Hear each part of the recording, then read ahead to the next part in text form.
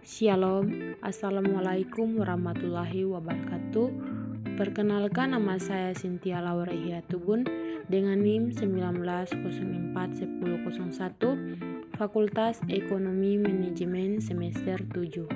Saya membuat video ini untuk memenuhi tugas mata kuliah Perekonomian Indonesia.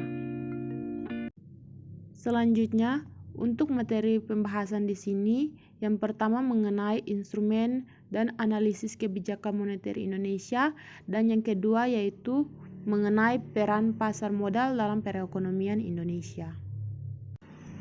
Kita masuk pada materi yang pertama, yaitu kebijakan moneter untuk perekonomian Indonesia. Pengertian kebijakan moneter atau bank sentral merupakan kebijakan ekonomi yang digunakan Bank Indonesia sebagai otoritas moneter. Tujuan dari kebijakan moneter adalah melakukan stabilitas pada perekonomian yang fokus terhadap persaingan dunia dan cara untuk melakukan perluasan kerja. Kebijakan moneter merupakan kegiatan yang dilakukan oleh pemimpin moneter yang ada di bank sentral untuk mempengaruhi jumlah uang yang beredar dan mempengaruhi kegiatan perekonomian masyarakat Indonesia. Kebijakan moneter mempunyai fungsi untuk mengontrol variabel dari makro-mikroekonomi untuk menstabilkan tingkat pengangguran di Indonesia. Persebaran uang yang beredar terkendali akan memudahkan untuk mengontrol laju inflasi. Selanjutnya, adapun kebijakan moneter berdampak pada sektor perbankan yang berlanjut menuju sektor real. Kebijakan moneter mempunyai dampak untuk perekonomian makro. Kebijakan moneter juga melakukan pengendalian inflasi. Ketika inflasi naik, maka jumlah uang beredar banyak sehingga bank sentral melakukan pengurangan terhadap jumlah uang beredar dengan meningkatkan tingkat suku bunga. Langkah yang dilakukan dalam kebijakan moneter yaitu diantaranya: A. Diskonto merupakan kebijakan moneter yang melakukan upaya untuk melakukan penambahan serta pengurangan untuk peredaran kebijakan uang. B. Pasar terbuka adalah kebijakan moneter yang melakukan kegiatan untuk mengontrol banyaknya jumlah uang yang beredar dengan melakukan penjualan. C. Cadangan kas merupakan kebijakan moneter yang melakukan upaya untuk menetapkan aturan batas minimum uang yang disimpan sehingga uang tersebut dapat dipinjam untuk masyarakat. WHO atau World Health Organization menyatakan pandemi COVID-19 dapat dikontrol dengan baik. Pandemi adalah wabah penyakit yang sudah meluas ke berbagai penjuru dunia. Penyebaran ini berdampak pada menurunnya tingkat perekonomian yang ada di dunia. Kebijakan moneter tentunya melakukan upaya untuk perekonomian Indonesia tidak jatuh atau mengalami penurunan. Bank Indonesia menetapkan dan melakukan pengurangan terhadap suku bunga yaitu sebesar 3,60%. Angka tersebut adalah dasar yang digunakan untuk melihat tingkat rendah. Perlu diketahui bahwa dari tingkat suku bunga masyarakat, Bank Indonesia dalam melakukan pengurangan terhadap jumlah uang beredar atau dapat dengan melakukan ekspansi terhadap uang. Jika dilihat dari data BPS atau Badan Pusat Statistik, jumlah uang yang beredar terdiri dari tabungan simpan jangka panjang. Peningkatan tersebut mencapai 7.485.605,28. Hal ini terjadi karena suku bunga mengalami penurunan dan berdampak pada kenaikan jumlah uang yang beredar. Berdasarkan pendapat dari para ahli ekonomi yang mengatakan bahwa dari kondisi tersebut dapat dikatakan bahwa suku bunga yang rendah pada investor memiliki tingkat risiko dinilai agresif agar menunjukkan kepercayaan bahwa akan masuk dalam investasi saham tersebut. Dengan rendahnya tingkat suku bunga pastinya memberi keuntungan untuk pasar modal karena setiap masyarakat mempunyai minat untuk berinvestasi. Contohnya melakukan pembelian obligasi, pembelian surat berharga, karena hal ini akan memberi keuntungan.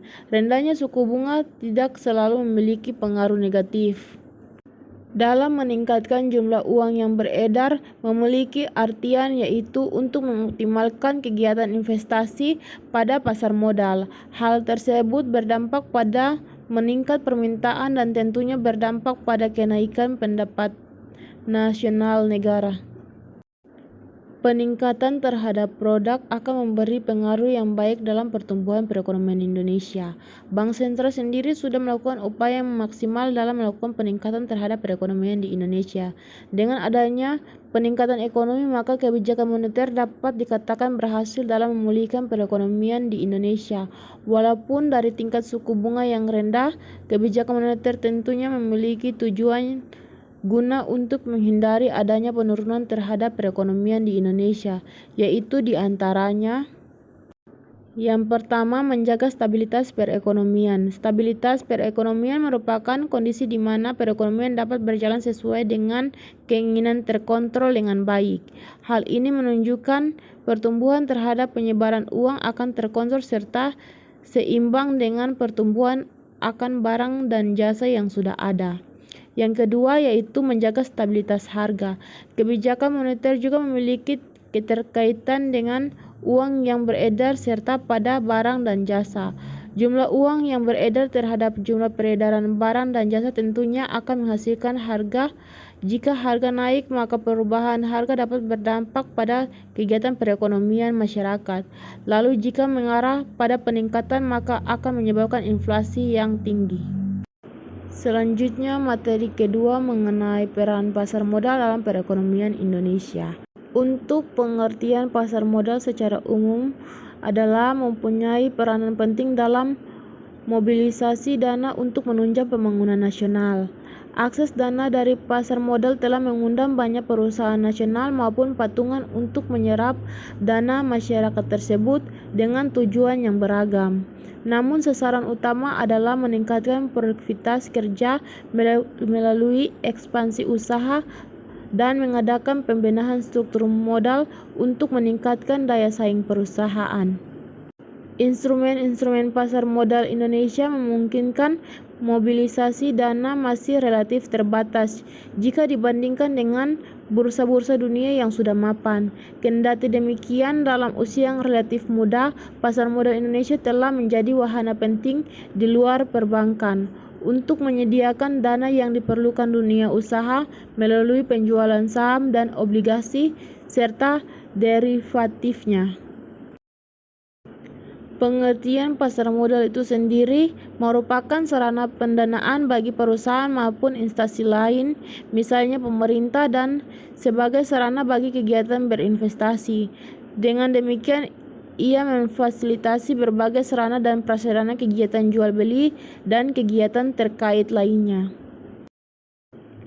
Adapun tujuan dari pasar modal dalam pembentukan pasar modal mempunyai tujuan yaitu sebagai berikut. Yang pertama, menghimpun kesempatan kepada masyarakat untuk meningkatkan suatu pertumbuhan ekonomi. Yang kedua, memberi kesempatan kepada masyarakat untuk mempunyai perusahaan dan ikut menikmati hasilnya atau laba. Fungsi pasar modal. Hal-hal yang dicapai dalam pasar modal ini bisa dilihat dalam fungsi pasar modal seperti yang ada di bawah ini. Yang pertama, berfungsi menciptakan pasar secara terus-menerus bagi sekuritas yang sudah ditawarkan kepada masyarakat, sekuritas yang telah dimiliki umum. Yang kedua, berfungsi menciptakan harga yang wajar bagi sekuritas yang bersangkutan melalui mekanisme penawaran dan permintaan. Yang ketiga, berfungsi membantu dalam pembelajaran dunia usaha. Yang keempat, berfungsi sebagai sumber dana jangka panjang. Yang kelima, berfungsi sebagai alat untuk melakukan divestasi. Yang keenam, berfungsi sebagai sarana dalam menciptakan tenaga kerja karena bisa mendorong dan berkembangnya industri pada penciptaan lapangan kerja baru. Yang ketujuh, berfungsi sebagai sarana dalam peningkatan produksi. Adanya tambahan modal dari pasar modal membuat produktivitas perusahaan bisa meningkat. 8, berfungsi bisa menjadi indikator ekonomi suatu negara. Kesembilan, berfungsi untuk menambah dan membesarkan pemasukan pajak bagi pemerintah. Jenis-jenis pasar modal. Ada dua jenis pasar modal. Yang pertama yaitu pasar perdana. Pasar perdana yaitu salah satu jenis pasar modal tempat melakukan penawaran efek oleh sindikasi penjamin, emisi, dan agen penjual kepada para investor publik. Yang kedua yaitu pasar sekunder. Pasar sekunder yaitu tempat efek-efek yang sudah dicatatkan di bursa efek diperjualbelikan. Pasar sekunder memberikan sebuah kesempatan kepada para investor untuk membeli atau menjual efek-efek yang dicatat di bursa. Sesudah terlaksana penawaran perdana di pasar ini, efek-efek diperdagangkan dari satu investor lainnya. Dalam perekonomian Indonesia, pasar modal juga memiliki peranan antara lain. Yang pertama, berperan sebagai intermediasi atau lembaga perantara keuangan selain bank. Yang kedua, memungkinkan para pemodal berpartisipasi kegiatan bisnis yang menguntungkan atau investasi. Yang ketiga, memungkinkan kegiatan bisnis mendapatkan dana dari pihak lain dalam rangka perluasan usaha ekspansi. Yang keempat, memungkinkan kegiatan bisnis untuk memisahkan operasi bisnis dan ekonomi dari kegiatan keuangan. Yang kelima, memungkinkan para pemegang surat berharga memperoleh likuiditas dengan menjual surat berharga yang dimiliki kepada pihak lain. Manfaat pasar modal. Berikut ini manfaat pasar modal bagi emiten dan investor. Bagi emiten, pasar modal memiliki beberapa manfaat antara lain. Yang pertama, jumlah dana yang dapat dihimpun berjumlah besar. Yang kedua, dana tersebut dapat diterima sekaligus pada saat pasar perdana selesai. Yang ketiga, tidak ada constraint sehingga manajemen dapat lebih bebas dalam mengelola dana atau perusahaan. Yang keempat, solvabilitas perusahaan tinggi sehingga memperbaiki citra perusahaan. Yang kelima, ketergantungan emiten terhadap bank menjadi lebih kecil. Sementara bagi investor, pasar modal memiliki beberapa manfaat antara lain. Yang pertama, nilai investasi perkembangan mengikuti pertumbuhan ekonomi. Peningkatan tersebut tercermin pada meningkat harga saham mencapai capital gain. Yang kedua, memperoleh dividen bagi mereka yang memiliki atau memegang saham dan bunga yang mengembangkan bagi pemenang obligasi. Ketiga, dapat sekaligus melakukan investasi dalam beberapa instrumen yang mengurangi risiko. Pasar modal di Indonesia. Pasar modal di Indonesia terdiri dari atas lembaga-lembaga sebagai berikut. Yang pertama, Badan Pengawas Modal. Yang kedua, Bursa Efek. Saat ini ada dua, Bursa Efek Jakarta dan Bursa Efek Surabaya. Namun sejak akhir 2007, Bursa Efek Surabaya melebur ke Bursa Efek Jakarta sehingga menjadi Bursa Efek Indonesia.